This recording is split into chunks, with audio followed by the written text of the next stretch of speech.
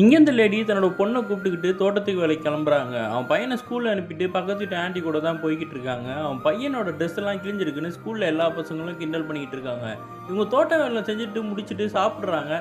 அப்போ அந்த பொண்ணு என்னோட சாப்பாடு வேணாம், பக்கத்து வீட்டு ஆண்டி வச்சிருக்காங்களா அதுதான் வேணும்னும் போது அடம் பிடிக்கிறா, பரவாயில்ல அந்த பாப்பாக்கு இதை கொடுங்கன்னு அவங்களும் பெருந்தன்மையாக கொடுத்துட்றாங்க.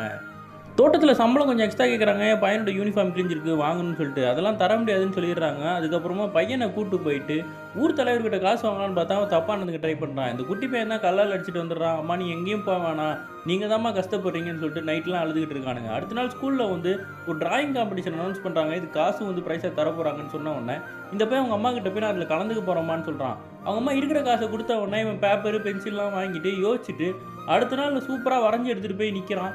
என்ன வரைஞ்சிருக்கான்னு பார்த்தா அவங்க அப்பா தற்கொலை பண்ணி இறந்துருப்பாரு. விவசாயம் பண்ணுற கஷ்டத்தெல்லாம் வரைஞ்சி வச்சுருப்பான்.